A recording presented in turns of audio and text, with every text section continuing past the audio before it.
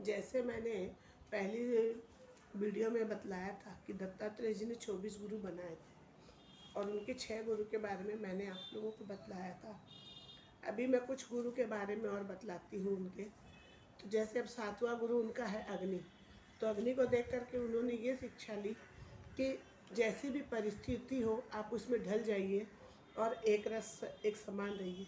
लकड़ी जब जलती है अग्नि में तो एक जैसी दिखती है, तो इसी प्रकार हमें भी एक रस रहना चाहिए। तो अब 8वां गुरु उनका हुआ कि हिरण।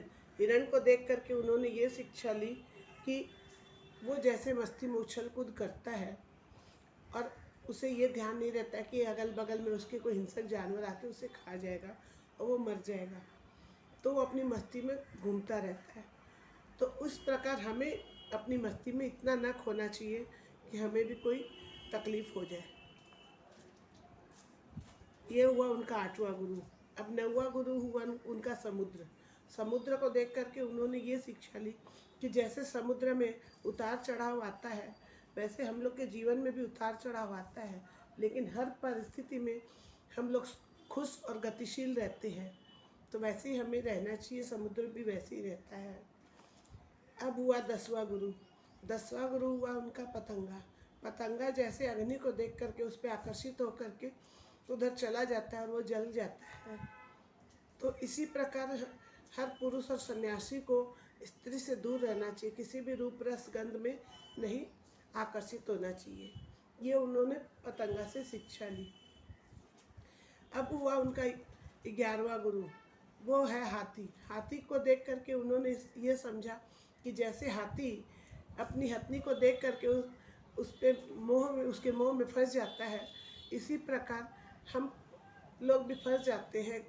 तो हमें भी नहीं फंसना चाहिए अपनी किसी भी स्त्री और किसी भी अच्छी चीज़ को देख करके या किसी सुंदर चीज़ को देख के उसके मोह में नहीं फंसना चाहिए। तो हर पल उस समय हमें भी दूर रहना चाहिए।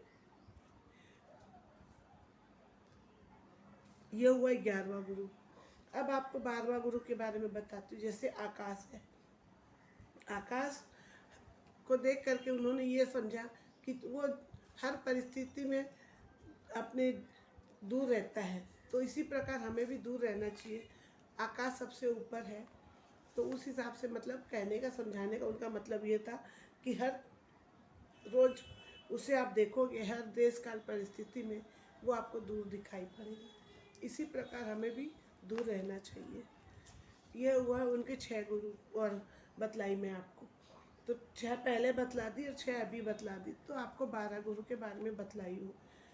अब आगे मैं आपको फिर उनके गुरु के बारे में बतलाऊँगी। इसे देख करके आपको क्या नॉलेज मिला और क्या आप इसमें समझे मुझे बताइएगा। कहने का तात्पर्य ये है कि अगर आप जब भी किसी को देखते हो तो आप कहीं ना कहीं से थोड़ी सी भी नॉलेज लेना चाहोगे तो आप ले सकोगे। जैसे मैंने एक बार कहा था कि हम लोग जो भी मीटिंग वगैरह करते हैं, किसी से भी मिलते हैं, तो उसमें आपको कुछ ना कुछ समझ में आएगा, कुछ ना कुछ नॉलेज ज़रूर मिलेगा आप अगर लोगे तो कहने का तात्पर्य ये है कि नॉलेज लेने की कोई सीमा नहीं होती। जब जैसे जहाँ से भी चाहो आप नॉलेज ले सकते हो। चलिए हम लोग साथ मिलकर बढ़ते हैं आगे।